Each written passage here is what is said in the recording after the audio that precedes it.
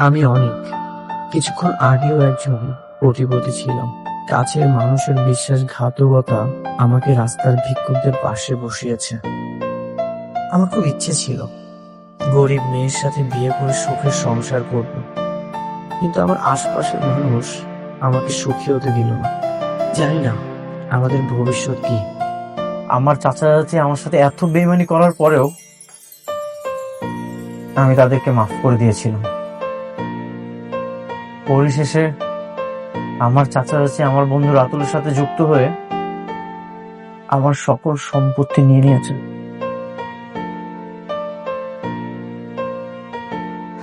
এর বিপরীতে আমাকে ভিখারির থালা ধরিয়ে দিয়েছে। তুমি এগুলা কি কইতাছো? ভালো মতো কও তো।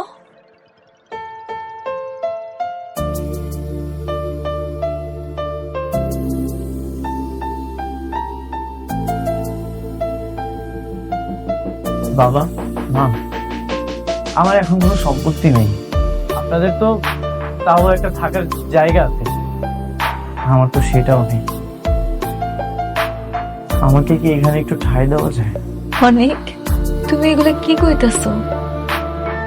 আমগো সব বিপদে আপদে তুমি সব সময় পাশে ছিল। এখন তুমি আমগো সাইডে কই থাকবা? তুমি আমগো কাছেই থাকবা। তোমার ওই বন্ধুরে তুমি একদিন ঠিক শিক্ষা দিবা। তোমার অনেক বড় হইতে হইব। মেঘলা, তুমি যদি আমার পাশে থাকো আমি সবকিছুর সাথে লড়াই করতে পারবো। আমার স্টাফের গায়ে যদি তুই হাত তোলার চেষ্টা করিস না, সেই হাতটা আমি আস্ত রাখবো। ও তোর স্টাফ মানে? এই রেস্টুরেন্টটা আমার, আমি কিনেছি।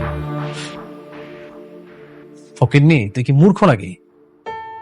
দলিলে সবকিছু স্পষ্ট ভাবে লেখা আছে, তোর স্থাবর অস্থাবর সব সম্পত্তির মালিক আমি,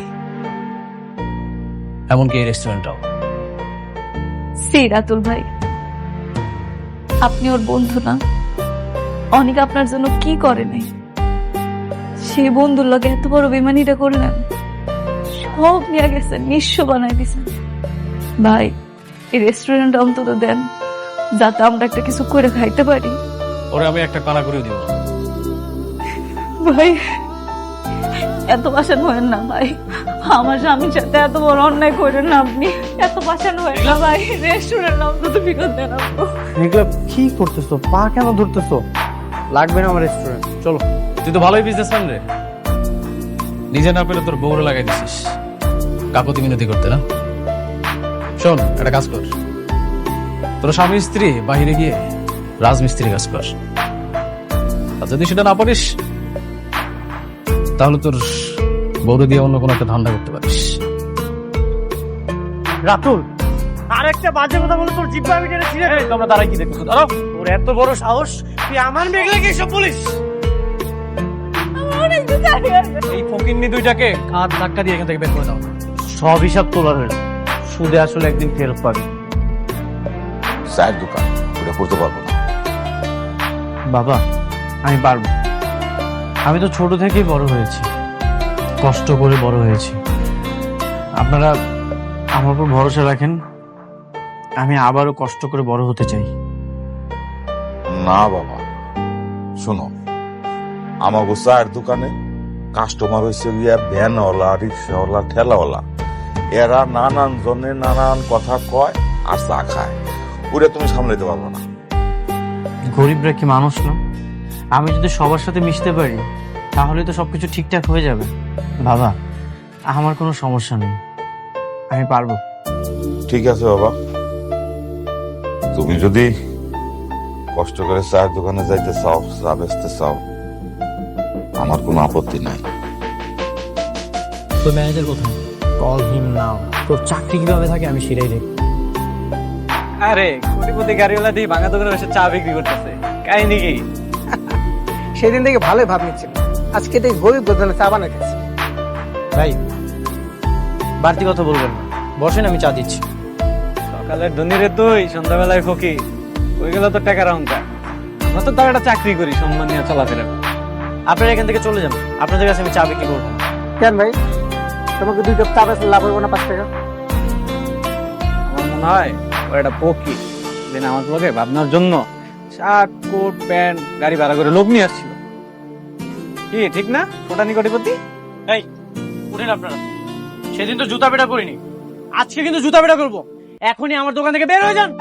কাস্টমার খাবার অবস্থা ছিল আজকে এলাকার থেকে লোক একদম গেটি মেটি কিন্তু ভাঙ্গা লাগবে দিতেছিল মানে দোকানদারের একটা অপমান করো, তোর তো সাহস কম বড় না। এই কলতে তো ভাই দেখো আজকে পিঠা মুচ্ছা মতো এই কিসে এই আপনার মাঝে আমার সাথে খারাপ ব্যবহার করতেছেন কেন? জানেন ওকে ও কত বড় লোক, কত কোটিপতি? হ্যাঁ রে, তুই যদি বড় লোক হইতো তাহলে এই চার দোকানে বসে আছে কেন? ওই সেল অফিসেই তো বসে থাকতে পারতো। ওই যে দেখো না ওই যে এসি বাতাস আইতাছে। আমি কি করবো না করবো সেটা একান্ত আমার ব্যক্তিগত ব্যাপার। যা এখনই আমার দোকান থেকে বের হয়ে যা। কাস্টমারের লগে এমন খারাপ ব্যবহার করলে 2 দিন পর ভিক্ষের থালা আছে না নিয়ে রাস্তায় নামতে হবে। আর চল অত চা খাবো না, চল তো। ক্যাশ টাকা দেন। আসলে আমার কাছে ক্যাশ টাকা নেই, আমার কাছে টাকা ছিল, আমার বন্ধু আমার সাথে বেইমানি করেছে। আমার মনে হয় ও আমার কার্ডগুলো লক করে দিয়েছে। পকেটে টাকা নেই, কার্ড নিয়ে আসছেন তাও কাজ করে না, ফুটানি করার জায়গা পান না। আপনি কি বলতেছেন এসব? আর কত ধরনের বাটপার দেবো? তোমাদের মতো চিটার বাটপার আমাদের রেস্টুরেন্টে প্রতিনিয়ত আসেন। তোমাদের মতো চিটার বাটপারকে কিভাবে শায়েস্তা করতে হয় তা আমাদের জানা আছে। চলো আমাদের রান্নাঘর পরিষ্কার করবো।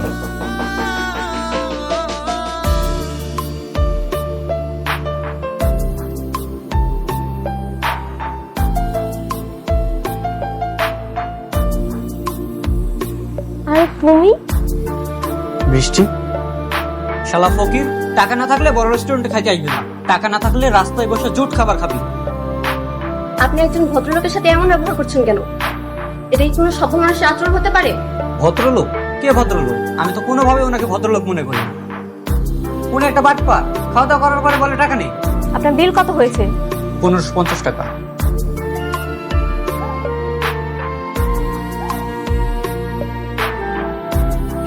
সবকিছু ঠিক চলছিল, কিন্তু আমার খুব কাছের একটা বন্ধু আমার সাথে বেইমানি করেছে, আর সেটার জন্য আজ আমার এই পরিস্থিতি। চিন্তা করো না, তুমি খুবই ট্যালেন্টেড একজন মানুষ। আমার বিশ্বাস খুব তাড়াতাড়ি তুমি আবার মাথা তুলে দাঁড়াবে। আচ্ছা আমার কথা বাদ দাও, তোমার কি অবস্থা বলো? তোমার হঠাৎ পায়ের এমন সমস্যা কিভাবে হলো? অ্যাক্সিডেন্ট। একটা অ্যাক্সিডেন্টে আমার পুরো জীবনটা এলোমেলো হয়ে গেছে। অ্যাক্সিডেন্ট? আমি তো কিছুই জানি না। আমি অবশ্য কিভাবে কি জানবো? 4 বছর আগে তো তোমার সাথে যোগাযোগ অফ হয়ে গেল, এরপর তো আর কোনো আপডেটই পাইনি। আমি ইচ্ছে করে নিজেকে আড়াল করে রেখেছি। যখন ডাক্তার বলল আমি আর কখনোই একটা স্বাভাবিক মানুষের মতো হাঁটতে পারবো না, তখন ভাবলাম তোমার সামনে এসে কি লাভ।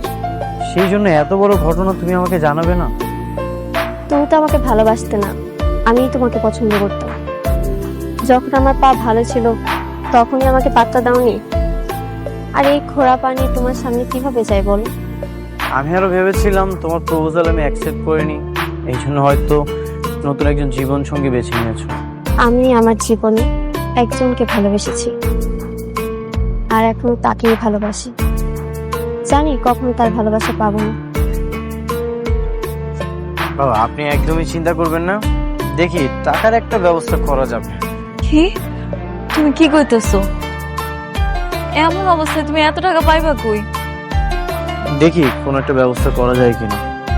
আর তাছাড়া সবকিছু হারিয়ে তো পথে বসে যাবে। এই বস্তিতে কত মানুষ থাকে এইখানে, সবার তো একটা থাকার জায়গা তো অন্তত থাকা লাগবে। কালকেই বৃষ্টির বাবার সাথে দেখা করতে হবে। আরে বসো না। আব্বু, আসসালামু আলাইকুম। ওয়ালাইকুম আসসালাম। তুমি তাহলে অনেক জি। Please sit down. তুমি সেই ছেলে যার জন্য আমার মেয়ে দিনের পর দিন মন খারাপ করে অপেক্ষা করছে? আসলে আঙ্কেল, আমি জানি তোমার বিষয়ে, আমি সবকিছুই জানি। আমার মেয়ে তার মনের কথা সবকিছু আমাকে শেয়ার করে। এমনকি তুমি যে নিজের বিজনেস হারিয়েছ, বন্ধুদের দ্বারা প্রতারিত হয়েছ, এটাও কিন্তু আমি জানি। আপন জনেরা যদি বেইমানি করে তখন তো আর কিছুই করার থাকে না। দেখো অনেক, আমার মেয়ে তোমাকে ভালোবাসে,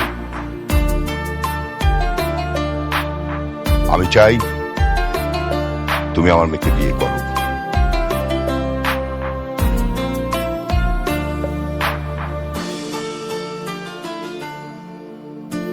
আমার এত বড় বিজনেস, বাড়ি, সবকিছু আমার মেয়ের বৃষ্টির নামে।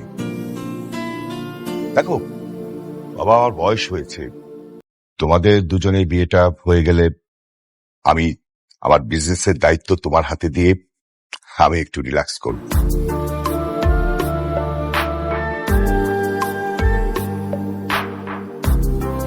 আব্বা জানি কেমন করতেছে, একটু তাড়াতাড়ি ওনার হার্টের 3টা ব্লক ধরা পড়েছে। আপনি তো আমার সব সম্পত্তি নিয়ে গেছেন চাচা, আমাকে মাত্র 4 লক্ষ টাকা দেন, না হলে মেঘলার বাবাকে বাঁচাতে পারবো না চাচা।